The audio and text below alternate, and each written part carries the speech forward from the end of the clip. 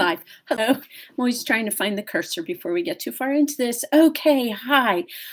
Finally, I have got some responses to the epistles. Actually, I've had the responses to the general epistles, but as I said, it just was one of those weeks where things came together in too big a fashion, and I wasn't able to get further than trying to keep up with you all and Revelation, and still looking back at what you were adding, and then making these cogent and trying to move past some allergies. I love the weather.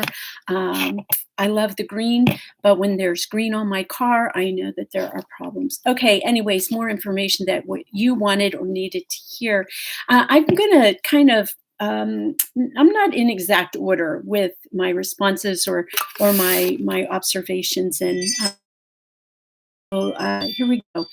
Jen, I want to start with you. Jen, you had a question about Paul and the Sanhedrin, and said among Pharisees. He's definitely a very, very faithful Pharisee. And for those who believe that, definitely he aspired to be a member of the Sanhedrin. And so it would make sense that he was married. Pharisees didn't have to be married, but if they were going to move up in the religious political realms, then they're going to get married. Some have said that when he talks about the thorn in his side, that thorn is actually his wife. I find interesting, though, that in 1 Corinthians chapter 7, verse 15, he gives an out for new believers, that if your spouse won't come along, if they don't want to become a believer themselves, then you can leave. And again, there are those who surmise that is his reference to, that's his out to being able to leave his spouse. That it says, if the unbeliever leaves, let him or her go. So perhaps that's what that is. But there is a general understanding or belief that he was married, and you caught that well. Remembering that there are Sadducees and Pharisees, and then there's the Sanhedrin. And the Sanhedrin is the collective. It would be kind of like Congress for us.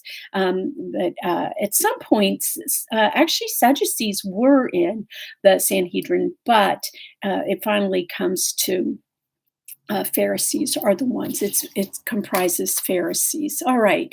I want to run into First Peter for a moment. Amy, in First Peter, your post First Peter 1, first post of First Peter, you said that this may have been written, not written by Peter, more than likely, but that it's that Peter's name is used as a tribute to Peter. I want to, I'll note here that it's really more an attribution to Peter rather than a tribute to Peter. So it could be a tribute to Peter, but really an attribution, and that's not common in classical letters, writing letters back in those days. They would use a famous person's name. It would give the letter prominence. It would give it importance. It would make it sound or seem more appropriate. It just gives it that force. So that would be to attribute the letter to Peter rather than writing it as a tribute to Peter. You make a reference about the Trinity, and that there may be this reference to the Trinity, and that really caught my attention. That there are so few references to the Trinity, and if you were to do a search on the Trinity or references to the Trinity, you'd find some scriptures that refer to two members, if you will, two manifestations, expressions, is the best word, expressions of God in the Trinity, but very few are the three. And then you noted that this reference may be evidence of the emergence of the later school of thought on about the Trinity. And there are different, as we've learned, right? There are different texts, different codices, papyri, the versions, right? The different pieces of, and even full texts of our different sacred texts.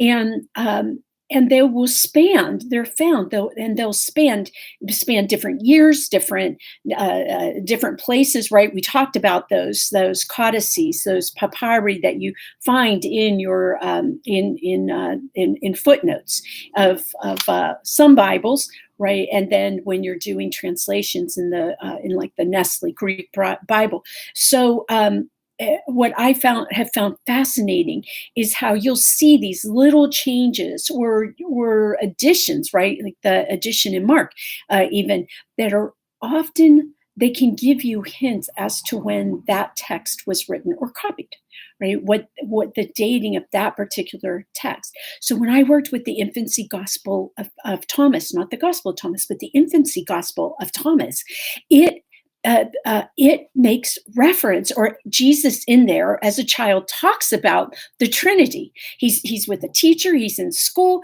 and they're trying to learn the alpha, beta, gammas, ABCs, and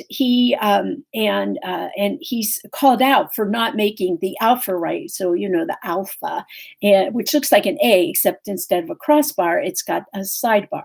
And he says to the scribe, his teacher, the rabbi who's teaching him, I'll show you the alpha. And then he talks about I am the alpha and the omega, but he really picks up on the three, the Trinity, which tells us that letter is likely written late 200s or so, even though there is this theory that it's a part of Luke that was pulled out, because we get the birth stories narrative, we get the whole Egypt, but then we get him at 12 years old, Jesus at 12 years old, back in the temple, right? Stayed back behind, freaked his parents out after a few days. Anyways, he there's that section that's kind of missing, and we know along the years, and particularly in those earlier years, that teachers pulled them out, right? And the great religious leaders pulled them out because somehow they were not appropriate or right. And it looks like the infancy gospel of Thomas could be those missing sections of Luke. But then you get this Trinitarian reference in there. So again, that tells us to date it later. Okay, tossing that out, that just every time I see Trinity, it snaps me back there. I wanted to share that. Also, and Sylvia, you picked up on a reply here, and this is also in First Peter verses 1-12, that bad things, this is ways of using this, bad things are to be expected in life, but and how do we communicate that? And we live in a fallen world. It's not the way God created it. It's not the way that God wants it. It's not the way that the world is going to be, right? That coming back, and people understand that we live in a fallen world. We live in a world that is not it is in a world, if you want to bring God language in there, live in a world that is not the way God created it, nor God intends. Okay, that takes the blame off God, shifts the blame. Now they could say, well, why can't God write? Well, God can, but it's still being run by humans, and we're going to screw it back up again. And so it's part of free will, letting us figure it out, so it really can be made right. Okay, so that was another thought I wanted to add in there. I'm popping over to James here, and Larry, talking James 5:7 through. Oh, wait. Do I want to start there? Yeah, I'll go here first. So you were talking about this contemporary discussion on healing, and James 5, lack of healing. I did a baptism for a man named Dave Miller. I remember this. I baptized him, and then he and I baptized his son together after that. When David was a little boy, his sister was horrendously ill, and they brought a faith healer in. And this faith healer told them that if they just had faith, it wasn't a faith healer, it was a minister. And if they just had enough faith, and the sister died. And how do you reconcile this great and gracious God killing your sister, who, when you had faith, your mother had faith, your sister had faith, and maybe, my goodness, you didn't have enough faith. But what kind of God is that? And he had stayed away from church all the rest of his life until here he is in his 40s, has children of his own. He has a wife who was raised in the Catholic Church, pretty devout Catholic, although she was out searching. That's how we ended up with them. Anyways, that question over and over and over again, how do you reconcile that? My husband is walking into the room, so if you'll excuse me, I am taking a response. Okay, so all right. Another example for that is, my father had the understanding that God was gracious, God was good, God was going to heal my mother when my mother had cancer, had gone through surgery after surgery. There had been prayer after prayer. They were so ingrained and busy and an intricate part of the inner workings of that church. He was a deacon. They were Sunday school teachers, and on and on and on. And then when she died, my dad said, there can't be a God. Well, in the first part of that is he had a relationship with the church and not with God. And I'll stand behind that. But the other piece that I got to thinking about, Larry, as I was thinking about your post and this passage, is that he, my father, had a belief and an understanding of God that he couldn't, nor should he have never been expected to buy into. So that whole, God will heal you if, and so often it comes back to us and what we're not doing, what we haven't done enough of, and that's not who God is, right? Okay, Pat, James 1:22 through James 2:13, spiritual gifts inventories in our congregations. So this was an application of that passage in our congregations. So often when we work with spiritual gifts in our congregation, we use them as a program or a study. So we do that. That's nice. We learn our spiritual gifts. Here's a way we can use them. And oh my goodness. And you said you used in your response, you used the word enforce. So it was that we could use them, and then we could have them, not assign, but point people to the places, the ministries that they could use those gifts. And with that, then we could use that to enforce them. And I'm thinking that's not exactly what you meant when you said that. But here's the issue. Again, we use these as programs. And how many of us in our churches have looked at spiritual inventories over and over and over again? And then we just set them aside and we don't do anything with them. So I have used them in churches I've pastored, the church that I started up in Seattle a number of years ago, to use that as a base and looking for everything we did for nominations, considering people to be elders and deacons. We worked with that a little bit, I think, in our education leader development class. Would love to be able to do more about with that in congregations and with congregations. That's a different conversation. I, again, just want to give you all that it's not a warning, be careful when you bring up again about using spiritual gifts inventories and doing the, oh, gee whiz, what's your spiritual gifts, or what are your spiritual gifts? What's your spiritual gift? Do something more with it. Don't programize it. And with that, that word enforce. And it really made me think about, is it telling people what they can do or should do, or about giving them the tools to get to do, to grow, to help them be church, not just do church? I mean, since when do we have to schedule and cajole people to be deacons, to take their turn at the deacons, in the deacon line? You have to have enough deacons so that you can pass the bread and the cup and the offering plate, right? How many deacons do you need? Well, how many deacons do you have to have each week? And times that by by 4, so they only have to serve once a month. And then, I mean, do you have this in your church, or have you had this in churches you've been in, where it's right before the service starts and you're counting, do we have enough deacons, right? Where's the elder?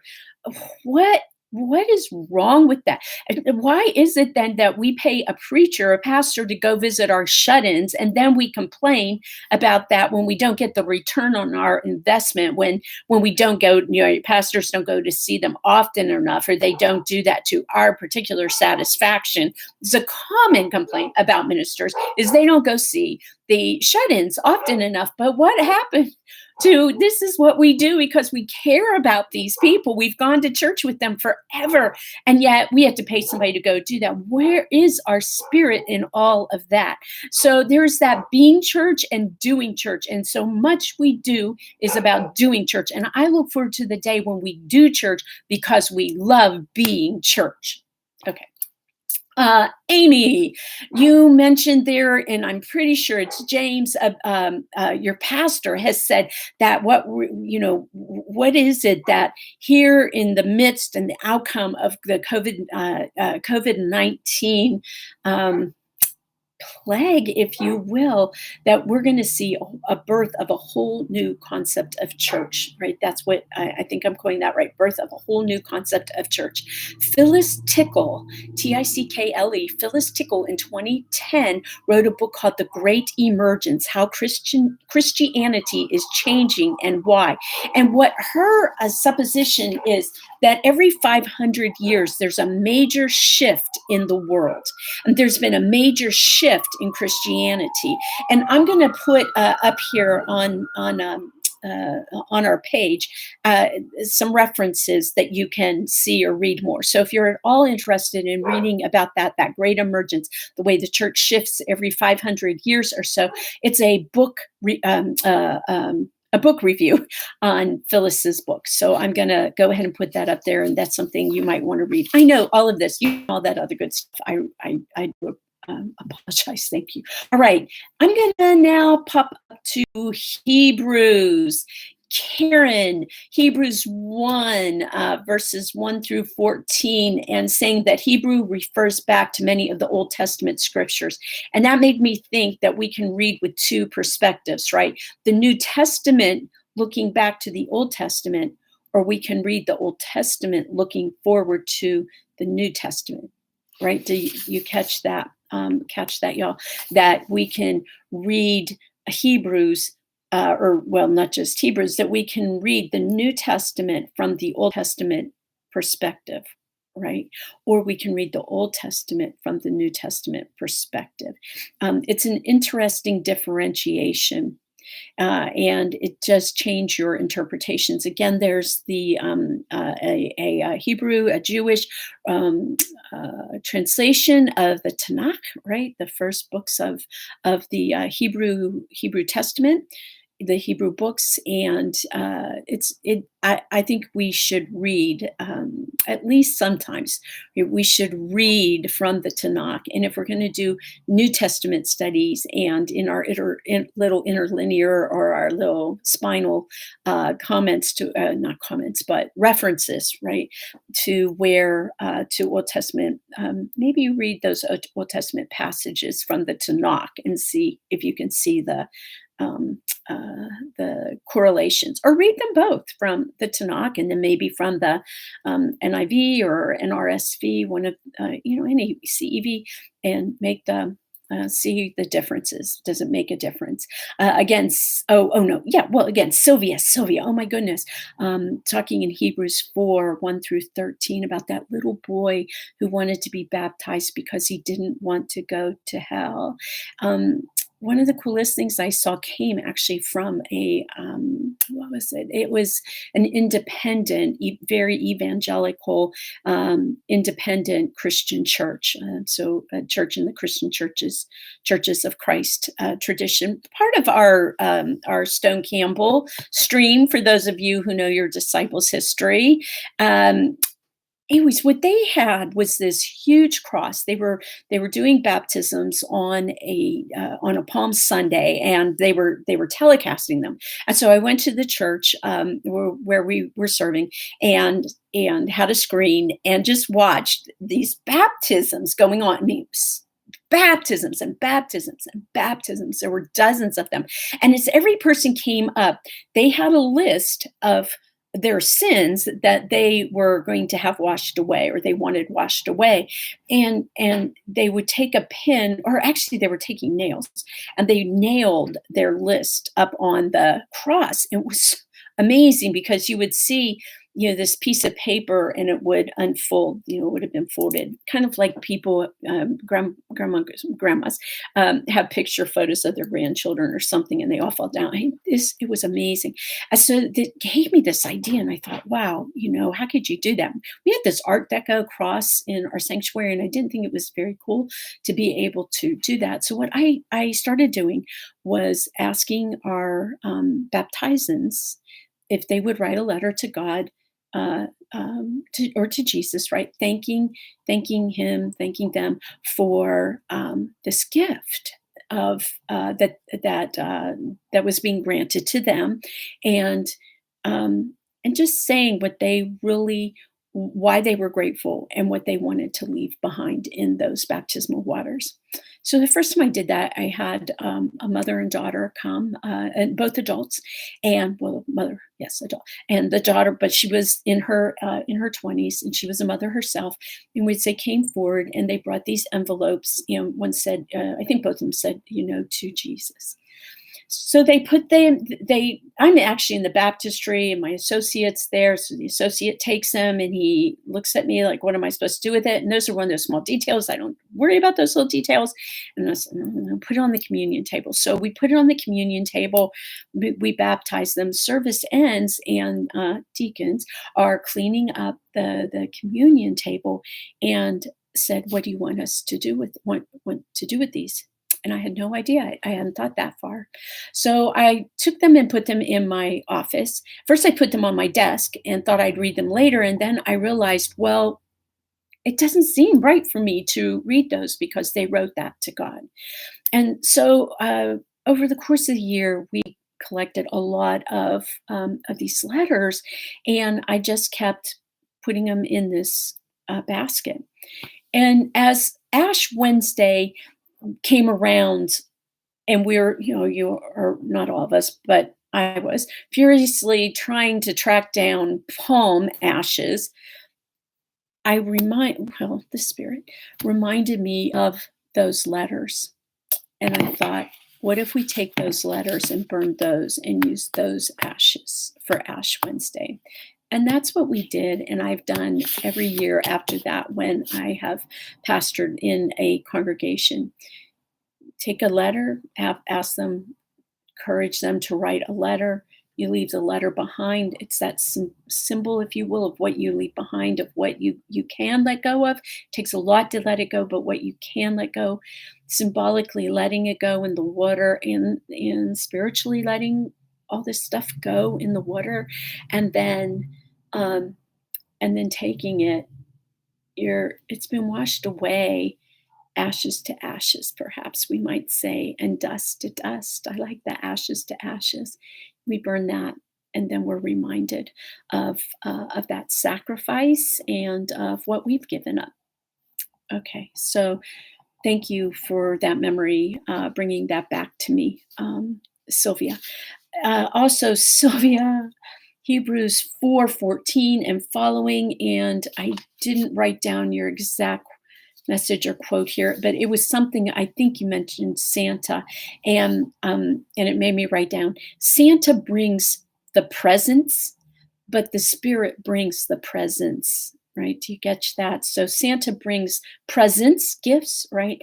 And the Spirit brings the gift of the presents. So again, thanks for helping me with that one. Okay, I'm jumping over into deeper into Hebrews 9. Amy, I think this is, or this may be Vicky. Anyways, it doesn't matter. We were talking about sacrifices and multiple types of, or there are sacrifices, and this was in trying to help.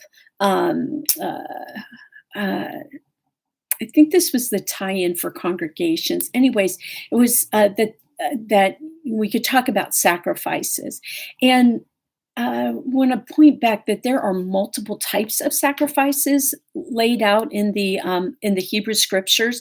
So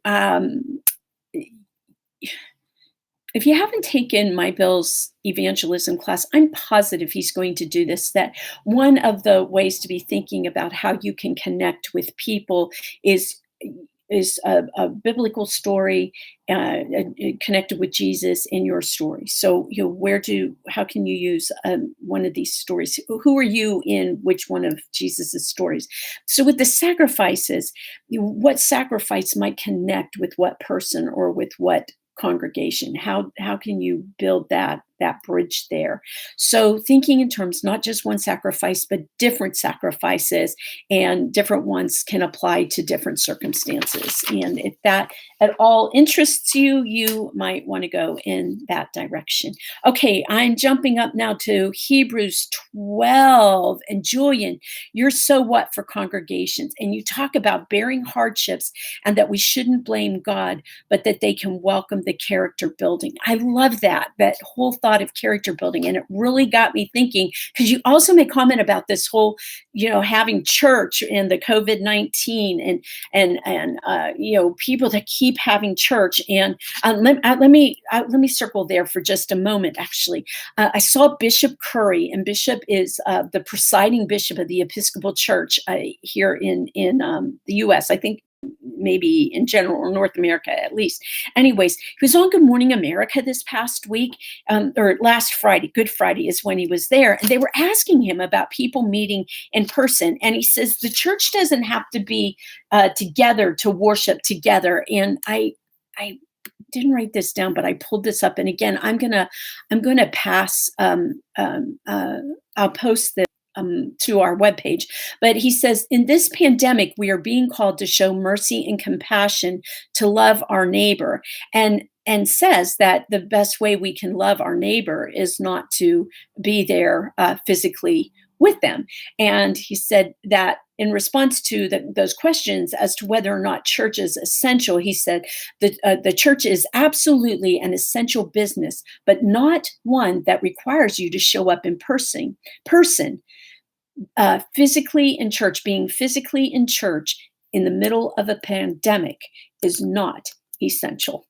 Yes, I really like that. So I will post that interview, or the text of that interview for you there. So yes, okay. So what for congregation? Bearing hardships, character building.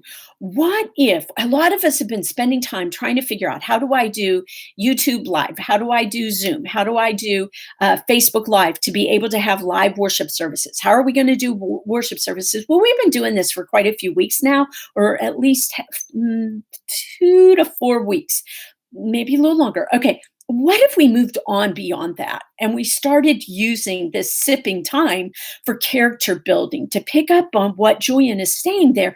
And we could use Zoom or Facebook Live or YouTube Live or whatever to do a whole church study on character building. You could do something, you might call it something like, is the bad bringing out the bad, good, or better in you? And you could use the fruit of the Spirit as the measure for what is, the little rotty stuff before for the bad, right? Or, what's the good, what's the better? Fruit of the Spirit could be a piece of that. You could do 9 weeks or 10 or 12 weeks on that. Just the different parts of the rotty fruit, that fleshy fruit, the fruit, the spiritual fruit. What about Paul's? I'll show you a better way. You're talking about the parts of the body. What's your body part? Could be another study for that. So again, Julian, thanks for helping me think around that. And then I want to pick back up with a couple things. And Julian, again, now I'm popping back to Hebrews 11, and then I'll have one more thing to say after this. Somehow stewardship and money came up, and I'm not remembering what I've been doing. I read your posts and I print them out when we get them, and then I make notes and I have like little pink post-it notes or blue post-it notes. So I'm not. This comes from last week or the week before, and I'm not remembering completely how this tied in. But it was stewardship. And at first, I was thinking, stewardship is about tithes, gifts, and offering, and that tithes are 10%. Offerings are those things that are over 10%, and gifts aren't necessarily, and often they're not, money. When we had a house church in Georgia, and this one woman's husband he had serious emotional issues, illness, I want to say it that way, mental illness, that was preventing him from being able to work. And their resources were very, very limited. But Barb had flowers in her yard. She loved flowers and raised beautiful flowers, garden beds.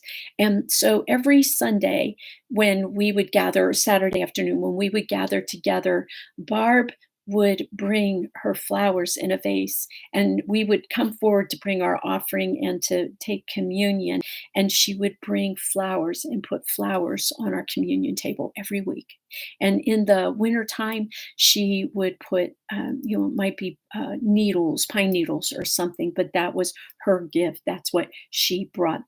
So Barb came to mind. And then, again, the Spirit knocks you upside the head. That stewardship is not just about money, right? Stewardship is about time, talent, treasure, and testimony. When you think about that, time, talent, treasure is third, and then there's our testimony. So if treasures are tithe offerings and gifts, our time, what if we gave 10% of our time? We tithed our time. What if we gave 4 hours a week, 10% of a 40-hour work week? What if we gave 4 hours a week to doing the work of the church, or 4 hours a week to being mission out there in the world beyond the doors of the church, which is where we are right now, right? Okay, and talent, right? We bring our talent, our gifts. That's how, that is those spiritual gifts. That's our talents, our gifts, what we're really good at, what we can do that maybe nobody else can do to the extent that we can do. But as the body of Christ, we can't do it alone. All right, time, talent, treasure. And then our testimony. What are we saying about our church? What are we saying about Jesus? How are we lifting up the church when we're out there? Are we complaining to our friends about it? What is our testimony? So that's stewardship. Hebrews 11, I've said this before, Hebrews is not my favorite book of the Bible, but Hebrews 11 must be one of my favorite chapters in the Bible, particularly verse 32 through 30, verses 32 through 39. And I love this because it talks about faith, and then this faith being believing in what we can't or haven't seen, and perhaps will never see on this side of eternity's door of death. And so here up through in chapter 11 up through verse 31, we get these mothers and fathers who have faith, who over and over again are lifted up for their faith. And what can I say? I don't have time to tell you about all the others. I don't have time to talk about Gideon or Barak or Samson or Jephthah. I don't have time to tell you about David and Samuel and the prophets. Because of their faith, they took over kingdoms. They ruled fairly. They received the blessings God had promised. They shut the mouths of lions. They put out great fires. They escaped being killed by swords. Their weakness was turned into strength. They became powerful in battle. They beat back armies from other countries. Women received back their dead. The dead were raised to life again. There were others who were made to suffer greatly. It's saying, it's not just that faith just doesn't just get you out of the bad things, but it is it does return back to death, or death can be a result of your faith. There were others who were made to suffer greatly, but they refused to be set free. They did this so that death, they would still be raised to an even better life. Some were made fun of and even whipped. Some were held by chains. Some were put in prison. Some were killed with stones. Some were sawed in two. Some were killed by swords. They went around wearing the skins of sheep and goats. They were poor. They were attacked. They were treated badly. The world was not worthy of them. They wandered in deserts and mountains. They lived in caves. They lived in holes in the ground. And all these people, though, were praised because they had faith. But none of them received what God had promised.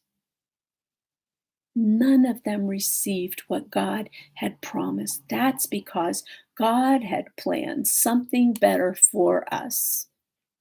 God has planned something better for us, so they would only be made perfect together with us. With us. We are part of that. They received what God had promised, but they did not get to see it. This brings me back to evangelism, of course, and to being church, and pulling out now from a number of your posts, because I really want to bring this home. Evangelism and what we do to reach these no longer and not yet Christians is about personal connection, personal connection, personal connection. On one hand, it is about our faith. And as pastors and leaders of congregations, we have to be about pulling faith out. It's kind of coaches. We can't mentor somebody's, like, give them faith, right? But faith, the word for faith is pistis, and it's also the word for belief. So to have faith, to totally rely, to totally believe, to relive your to rely completely, to live your life on the reliance of faith, is to move from merely thinking, well, maybe, or really to move from no way, to thinking, well, maybe, or I'll check it out, to maybe that could happen, but I don't know, to trying it out, to, yeah, I believe maybe. I think this is possible, to keep trying it out until you completely rely on that. That's what we're trying to do in church, is help people to explore and to grow a little deeper. Could it? Maybe? Should it? What if? I love that. What if? What if? What if it is true? What could be? Is God's promise being fulfilled? It's that connection to, Ben, you brought this out. It's this connection from what was to what is. It's what was, what is unfolding into what will be. God's vision for the faithful is graceful transformation. Ben, you said that. God's vision for the faithful is graceful transformation. It's from, oh my gosh, this is what is, or look at this is what is, or because of what is, to moving to that, look, this is what is, but this is what was.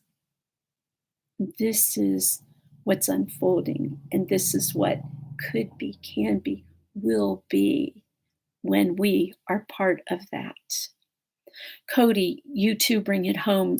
Your references to evil and to the devil, and how those are still among us. And you said we need to resist as possible. That was a message that you've given for, I think, the church, but maybe for no longer Christians. And brings home again, this is so much bigger than us. What we're talking about, what we're talking about going on in the world, this is bigger than us. And if we do buy in to this is a spiritual battle, that this is more than us, if is there something divine in this? Is the divine speaking to this? Is the divine somehow in this? Then it is bigger than us, and it calls for us to be bigger than we are. right? It calls for us to be bigger than we are, but also to realize we can't rely on our own, on ourselves for that. Something you all keep picking up on, but I really want to be explicit about. Um, as good students, you have been trying for nearly every passage, every section you have, to try and make a connection to something in it, to the church, to the non-Christian or not yet Christian, to the no longer Christian, and. But a lot of scriptures are not meant for no longer or not yet Christians. And when I think of no longer Christians, I really am thinking of them as in the same way as not yet Christians. It's just that there's a bigger, you've got this other hurdle to jump of a church and not a positive church experience. Okay. So, Paul refers to drinking, to not being ready for meat. I think that's Paul. Okay. Anyways, but he says, you still need mother's milk. You're not even ready for the meat. You would choke on this. But so often we're teaching the hard stuff in our Sunday school and our Bible study classes. And if we've got new people in there, new Christians, baby Christians, not yet Christians, they really shouldn't be in those classes. And I know that's hard when the only Sunday school class you have or classes you have is one class, and that you're using the uniform lesson series or something like that. Everybody's in there. But if you can get in some way to, in the perfect world, you would have different venues for different levels, layers of learning. So you might have your 101 classes and 201 classes, where you can't take a 201 class where you might really get into Revelation until you've had 101. How can you talk about Hebrews, that book to the Hebrews, when you are making Old Testament references they have no clue about? So where's that going to come from? Maybe a class pre 201, even a little seminar, if you're going to be doing Hebrews, that says, hey, we're going to be making some of these references to these scriptures, or this is why this is going to be so important or so interesting, or it'll be more interesting to you if you have these contexts. And so you do that pre-class or a 101 class, because there's a lot of stuff that's in there. Smaller congregations, keep your Sunday school and Bible studies. You may not be able to get around it in Sunday school, but do a Bible study, do a home group, do a small group, do something on Zoom right now. And remember, in Zoom, it doesn't have to be video. It can be phone call, right? They can call in. Everybody's got a phone, right?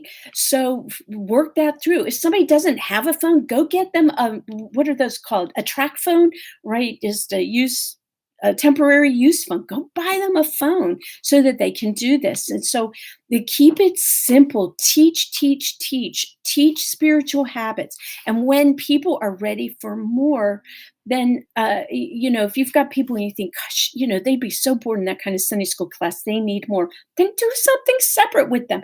Mentor them, disciple them, right? Don't just teach them bigger concepts or bigger, more information. Push them with their spiritual habits. What did you read in scripture this last week that attracted your attention? Blah, blah, blah, blah, blah. Okay. So teach them, disciple them. That's how you're going to build new leaders for more small groups. Disciple them. Again, remembering we are all Jesus's witnesses. We are the tangible touch of Jesus. We are the tangible touch of Jesus. I worked with a woman when I first started doing Reiki. Reiki is hands-on energy movement. It's a Japanese modality of healing. And she was a baby Christian. And she said to me, how am I supposed to buy into this Jesus, this person who touches us, when really he's a spirit and my love language is touch. So how do I know he loves me if he can't touch me? And I really prayed about that, and the response I got, if you will, was to work Reiki with her. And in doing that, she said to me, she started crying. And I had just finished my first Reiki class, level of Reiki. And I thought, my gosh, my Reiki master didn't cover clients who cry. Um, but we moved past that. And what I realized, and she said to me, um, I could feel this hug. I felt Jesus hugging me. And all I could say was, praise God, thank you, because that was my prayer that somehow Jesus would touch her there. We are the tangible touch of Jesus. We are the tangible touch. So, Larry, you say James 5:7-11. This isn't, we have to be careful to not be arrogant or condescending. It's about integrity and authenticity. And I find it interesting that there isn't a word integrous, that we are called to have integrity, but we are not called to be integrous, just the same as we are called to be kind, but we talk about people that's a kind person, right? So not merely that person has kindness, right? So what about, instead of saying that person has integrity, that they are integrous, right? They are integrous and authentic, right? People who practice authenticity are authentic. We need integrous and authentic people. We Christians, we are meant to be integrous and authentic. And Terry, you said that we don't have to agree or condone um, beliefs or behaviors. We have to respect people to have future conversations with them. That is that being integrous, right? When we are integrous, we respect, authenticity, and integrity all go together. My son, this hit me so hard when my son was in high school, I believe. He would have been probably a junior or senior, and we lived in this split level house, and we would have these running arguments, usually about his going out somewhere, and he would go down the stairs and hit that landing, and I would be at the top of the stairs just screaming all of this crud. And this one day I'm doing it, the spirit knocks me upside the head and says, do you want the last word, or do you want to have more conversation? And my mouth was shut just like a lion's. And I said to him, be safe, sane, and sober. I just let him go. And I say that to him all the time, be safe, sane, and sober. And since that day, golly, that's been, I don't know, 15, 16 years ago, more than that. I have practiced, not more than that. I've practiced that sense of, I don't have to like what you say. I don't have to like what you do. But if I want to have further conversation, I don't want to have the last word. I don't want to shut down further possibilities in a conversation, and hopefully I'll change your mind, or something will change your mind. Um, yes. Vicky, you said it. May these folks be on the receiving end of our faithful witness and example. And then I wish I knew who to attribute this to, which one of you said that, but it was the hard stuff for us to do isn't to teach others, but rather to learn these things for ourselves. Isn't that the truth? We try to teach others, but I'm so aware that it's not about teaching others as much as it is about learning it ourselves. How's that for respect? And we learn it for ourselves, and then we have to do it until we are it. Do it until we are it. Our witness and commitment will speak to the not yet Christian, right? That picks up on what's so many, all of you perhaps even, are saying, that it's our witness and commitment that speaks to the not yet Christian.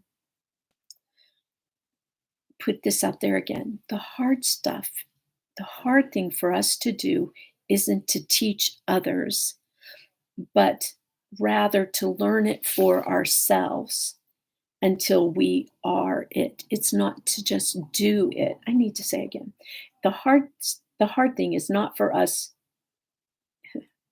The hard stuff for us to do isn't to teach others, but rather to learn it for ourselves and do it until we are it, because it's our witness, it's who we are, and then what we do that changes lives and transforms the world. Amen. Thank you. I know, golly, I'm looking up here, 50 minutes, almost an hour. Thank you. Hopefully, you're listening to this in chunks, and I will for putting up with all the noises, the sounds, everything. You can see what a somewhat full life we live here in the Tenny-Brittian household. Thanks again. See you on the forums. Bye bye.